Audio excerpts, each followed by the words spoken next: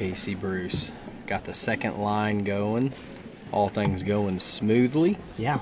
Man, this is running like a top. You can see how they get 400 kids through here in a 2-day window. Yeah.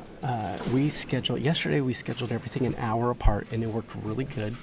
No issues for whatever reason. When I set this up for day 2, it was an hour and 15 minutes. And that's what we normally do at Nationals because it's so big. But here you can run everything pretty efficient every hour. Mm-hmm. And actually the hour and 15 minutes has been working well because we've had some schools, that came in a little late, and that gives you a little bit of grace. So you're not just you don't fall behind when you do that. And that's kind of why we do that.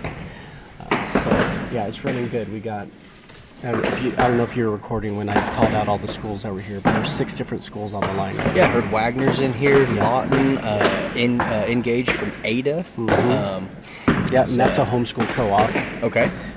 The Lawton Science and Academy, or Arts and Science Academy, whatever, is, I don't know if that is a charter school or what that is, but they have archery. And then Destiny Christian School, and that's my wife's team, and their Centershot program. Shout out to Mrs. Bruce. Yeah. And so the boss. What's that? The boss. Yeah, the boss. The boss. What I was getting at was, so you got a couple Centershot teams here, you got a couple NASP teams here on the line shooting side by side. Well, I see some fantastic groups down there in the yellow. Yeah. I mean, you don't think it's hard because you think it's 10 meters, but no stabilizers, no sight. This is bare bow style. Mm-hmm. Very, very interesting form of archery. Are most of them shooting point on, or is it a aim down the arrow kind of a situation? That's what we train for. But I've heard some coaches, especially if the poundage is turned down and they have to aim above the target, there's no consistent reference to point at. And so they'll use the shelf to aim at, as a reference on the target. Okay. So coaches have some techniques. Archer, just as you're what they'll do is they learn as they go to get different experience, and we always say that the best coaches are archers. Mm-hmm. They're the ones that are shooting, the ones that go out and they're shooting with their kids, or they shoot on a 3D course, or they shoot at Oakeyland or some of these other places that are doing 3-spot leagues. Yep. So those coaches are pulling from their experience instead of what they learned in a class. I went down to Maysville for one of their NASP tournaments, and I got to talk to some coaches recruiting for the ASA and saying, we shoot 3D. I know season's going to end here for NASP pretty soon, but we shoot all summer long. And some of the coaches there, big-time deer hunters, shot a bow since they were very young, very experienced, and other ones are basically kind of just said, very honestly, just said, I just drive the bus and unhaul the bows in. I've never shot one. I wouldn't know which way to hold it. Yeah. So you have successful coaches from all levels of experience in archery. It's not something. Don't feel like out there that you have to have experience doing it. You can very, very easily run a successful program with minimal experience. It's not a requisite. 100% correct. My wife is a perfect example of that. She never shot a bow up until she went to her BAI class, her basic archery instructor class. Mm-hmm. And so she knew, because she was in the military, knew that she was left-eye dominant and right-handed. So she already knew that. But she learned that when she was shooting, that it was something that she could do and that she loved. And from that experience on, has been something that's built on year after year after year, where it gets her, she loves this. And so she had no experience, and now she is coaching a team of 20 kids, and they're doing great.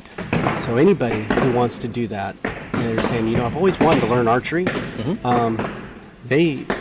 NASP and Centershot is a perfect place to do that, because we serve the widest part of the funnel in archery.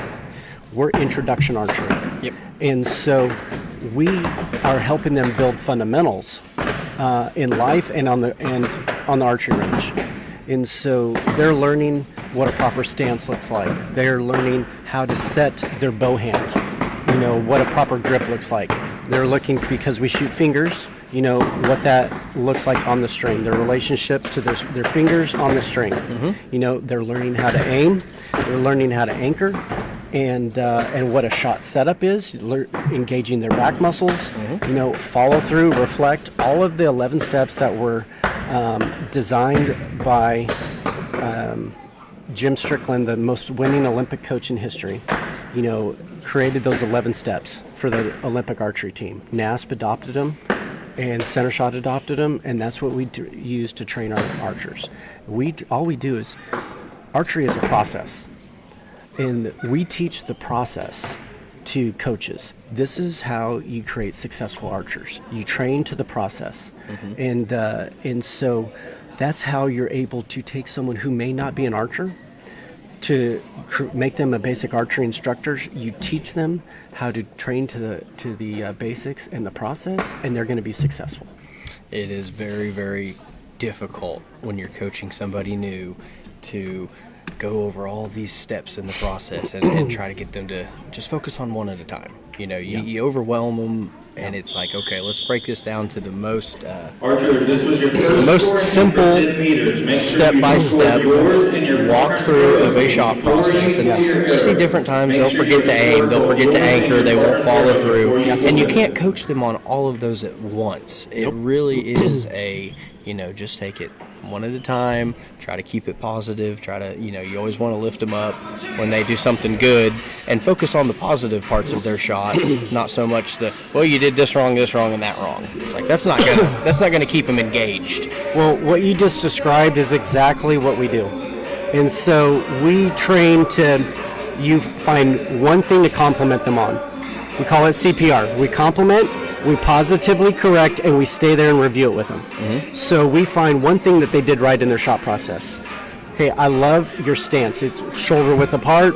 It's, right exactly how we trained you to do it. We compliment them on one thing. And then we find one thing to positively correct on. Instead of, like you said, pointing out what they did wrong, you point out what you want them to do next. Yes. So I love your stance, shoulder width apart. This time what I want you to do is I want you to anchor at the corner of your mouth. And so you find one thing that you want them to do next. And once that's corrected, then you move on to the next thing. Perfect. And how long does it take a new archer to be able to come to something like this? Could they do this at their first, second, third time shooting? Yeah, I had a coach come up to me today and said, hey, I have a boy who's been shooting for 2 weeks, and he's actually a natural. He's going to shoot this afternoon, and I love it. And so we see Spectrum, especially in Centershot, because it's a ministry tool for churches. They get so excited, that their kids are shooting, well. But the thing is that you see kids out here dancing on the floor. They're having a good time, and you hear the music going, and it's a positive environment. And so that's what we want to create. We want to create environments where people want to be so that we can speak into their lives. Yes, you got to let them be comfortable. You got to let them be kids. They have so much structure coming at them that you got to let archery be a hobby, It's not a full-time job. It's not a chore. Sometimes it can feel that way, when everything's going wrong. Sometimes it does feel that way. But when it's an extracurricular, this is the same as baseball, softball, marching band, but it's something that they can carry later in life. Like everybody plays t-ball at 6 years old. None of them play Major League Baseball. Right. But archery is something that we have classes for 70 years and up. Yes. It's the master senior class. It's my only goal in archery is to make it that far. I don't care what my scores are. I just want to be, if I'm still kicking at 70 years old, which is going to get here before you know it. I hope I get to shoot that class. This will be your second scoring in for 10 meters. There's people I shoot with that I've known my whole life that have been in the 70 and up class from the time I was a little kid, and they're still in the 70 and up class. So yeah. It's something that you can take with you for many, many years. What's the age on the age restrictions for this? Do they start at 4th to 12th grade. 4th to 12th grade. So 4th grade to be about 10? Yeah. 9 or 10? Cool. Gotcha. Yeah, that sounds about right. I see some short-statured archers out here on the line. Yeah. It's like, oh, wow, those are 4th graders. Okay. Yeah, and we get questions a lot. Hey, I got a 3rd grader that's shooting, a Genesis original. Can they compete in your tournament? And so when it comes to competing, we're pretty strict on 4th to 12th grade because we have NASP teams shooting with us, and we want to honor the NASP teams by having the same requirements that Centershot has, that it lines up with NASP. Now, the difference is that some Centershot state tournaments, like in Alaska, they had a family range. And so 3rd graders, 2nd graders, grandparents could go shoot on the family range. And there's no age restrictions over there. And so they had a family range going on, and then you had the competition range over here for 4th through 12th grade students. Okay, interesting. So we try to include everyone to a certain extent, but we do have some governing bodies that we Yes. try to play by their rules. Just because if you can, and that's the biggest thing in archery, that you're going to find people, they are going to bend over backwards to accommodate you. They are 100% going to try everything they can to include the most amount of you, to have the most fun. It's always tricky trying to find the right class for people, or find the right, I get that a lot with the ASA. It's like, well, my kid's this age but shoots this bow and has this on it, and it's like, well, there's a whole lot of options and none of them really fit you. Can we change this or that, or wait a year or do this? And it's like, and you'll see kids who may shoot NASP in junior high or elementary, and then they're like, I'm going to find a USA archery team, and they go shoot JOAD, or they'll go on to, or an NFAA team or something like that. And so you'll have kids who shoot all the way through high school, and then that's it. But what we want to do is we want to create archers, and so we're happy if they stay with us. And Centershot's is a little bit different because it's not just archery to us. But if they move on and they go shoot for the Red Hawks or some other teams out there. Shout out to Joe and Stacy Goodwin. They've got some great kids. It's been interesting because they were always, like, you have Tom and Kathleen Stevenson as the Olympic recurve coaches here locally, and Joe and Stacy were kind of the compound coaches, and now Joe has been off in barebow world for about 3 years now, and you're seeing a whole lot more barebow students that he's picking up, and that's just great because they need an outlet. They need a coach that is specialized and experienced in that particular style. I mean, Tom and Kathleen have won many accolades in the Olympic recurve division. That's the Oklahoma Storm team, and Tom's been on the podcast a few times. If there's ever anybody out there that wants Olympic recurve, like I used to shoot that when I was 13 to 16 years old. I had a few good tournaments, but there's nothing I can tell them that Tom Stevenson couldn't do better. So you got to be willing to turn that kid over to the real hands-on, certified experts. Yeah. So, shout out to all our teams that cohabit, pretty peacefully together. There's always another place that you can go to the next level. There's always a team, and I know one of them had just passed Coach Sean out. The Frozen Okie was now the memorial for Sean Thompson. He was another really great Olympic recurve coach. Okay. And you got to do everything you can to find teams that these kids fit on, because it might be a shop team for now, or just a youth team. Eventually, it'll be a college team. Is what we're hoping for, and we've seen.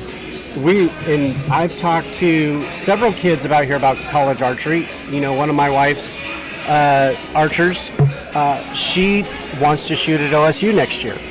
And so right now they don't have a team, but you know what?